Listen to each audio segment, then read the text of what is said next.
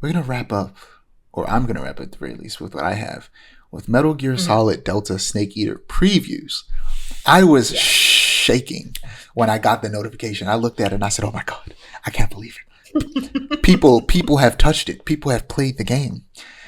Um, which means it's coming out sooner than we think. It's probably coming out early next Mhm. year. It'd be crazy if it comes out later this year. Yeah. Every game I'm playing is gonna get dropped immediately. Everything. And The scene in Toy Story, it's like, I don't want to play with you anymore. exactly. And unfortunately, it is what I feared. But my biggest fear wasn't the worst thing in the world. It is more akin to a remaster than a remake, though it is still a remake.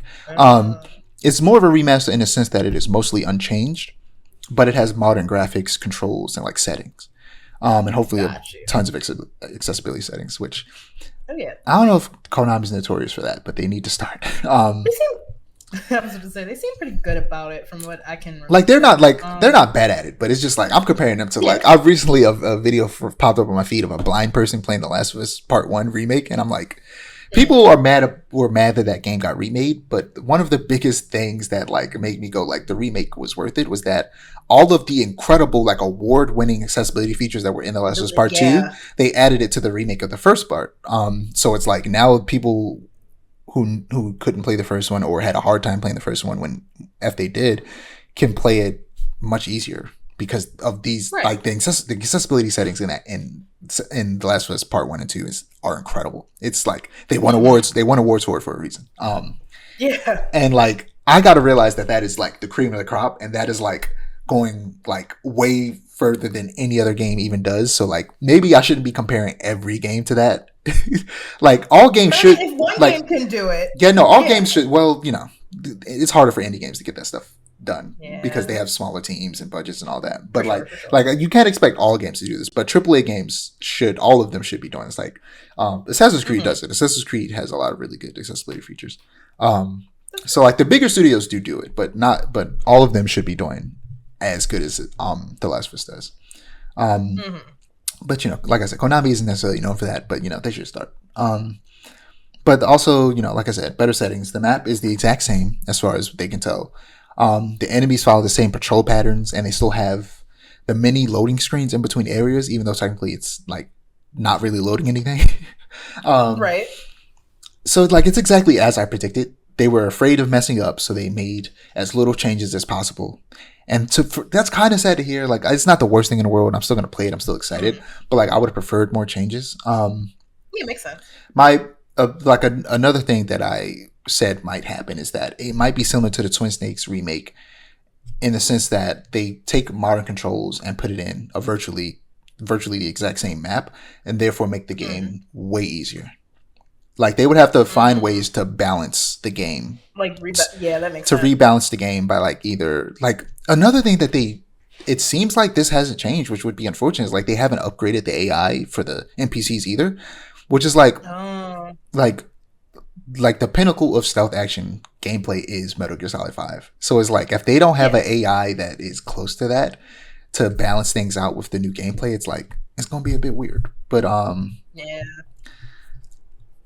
You know, at least you'll have a version of the game that's easier to play.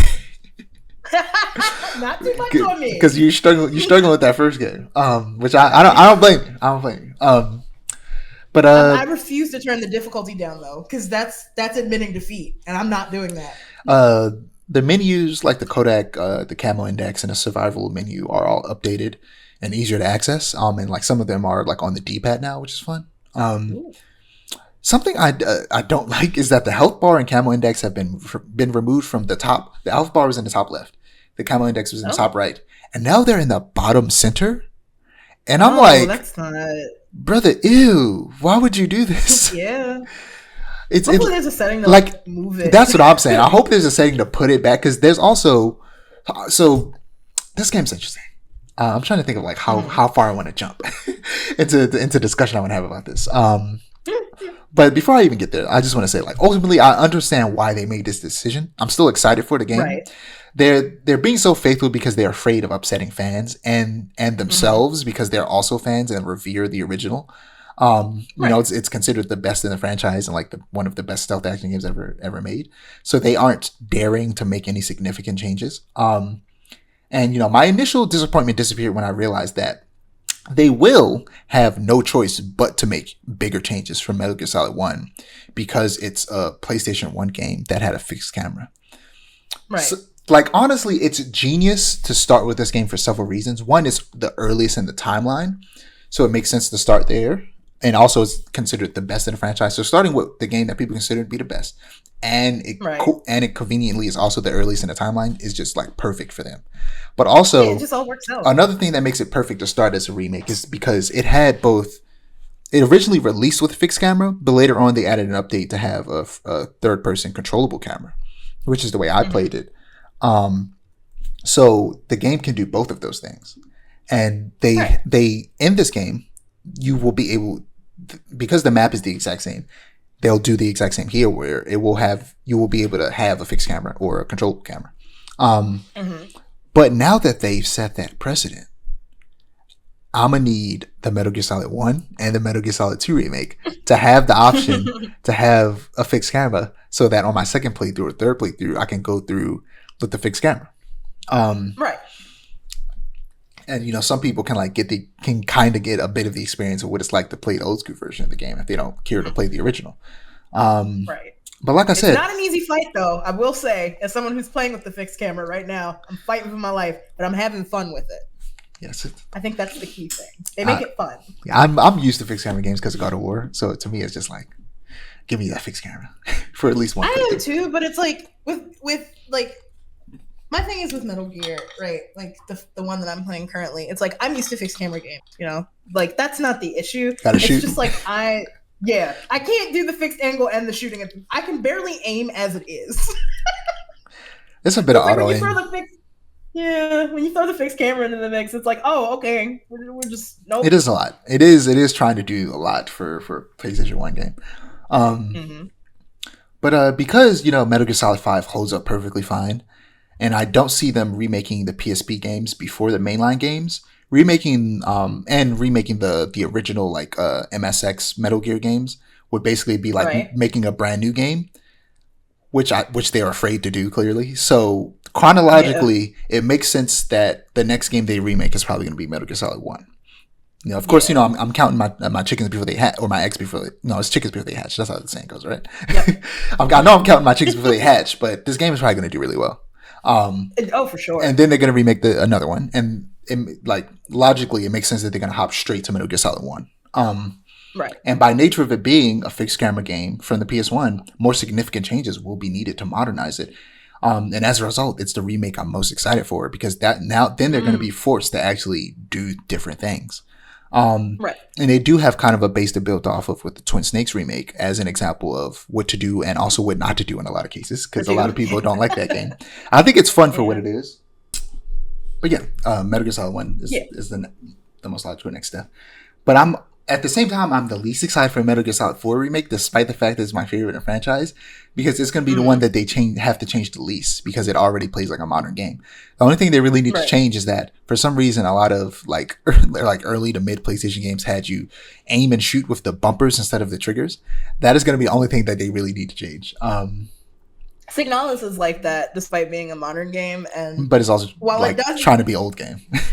Yeah, it's like while it does add tension, I have wasted so much ammo. I mean, have you check the settings? You might be able to change it. You cannot. I checked. That's unfortunate. But it's fun. Having a modern game and not letting you change that specific setting is, I feel like, kind of stupid. Yeah. You should be able to. Like, for me, it's like a skill issue. It's not. I can't be mad at it. But yeah, speaking of Metal Gear Solid 4, it was heavily teased and basically all but confirmed that Metal Gear Solid 4 will be in the Master Collection Volume 2, and that they're just straight up working on Master Collection Volume 2. So that's exciting. And hopefully Twin Snakes is on there as well, because I want to play that version of the game. It's stuck on I don't want to emulate it because I know it's going to be on the Volume 2, and I just want to wait for that. And it's otherwise it's stuck on the GameCube, so I want to play that. But yeah, the MGS franchise could be going in a really promising direction. Especially after they're finished with the remakes, once they get all these remakes under their belt, I feel like the team will then be prepared and maybe a lot more comfortable making new games in the franchise. The only problem is that they wouldn't have the chaotically weird and iconic and very smart writing of Kojima. Yeah. But push comes to shove, after they're finished with these games, they could go back and either remake some of the PSP games, or specifically Peace Walker, which I think is the only canon PSP game. And then, if they want to wet their teeth on making something almost kind of new, is remaking the original 2 games with a modern style, which would basically, because they're like isometric 2D stealth games, like some of the earliest stealth games ever made, right, they would have to be changed. Like, basically, they would have to just make new games, rebuild them from the and ground because up, yeah. and because the story is also so bare bones, they would have to essentially make a new game, assuming they combine the 2 and don't make them 2 separate games. So that would be like, I feel like after they remake all the games that they want to remake, that would be where they should start with making a new game almost. But yeah, I'm excited for this. Yeah, it's exciting. This is a place you could stop playing Metal Gear Solid 1 and start here if you want, since it's a modern game and it's the earliest in the timeline. But yeah, and just go back. I don't know. We'll see. And play the original whenever you feel like it.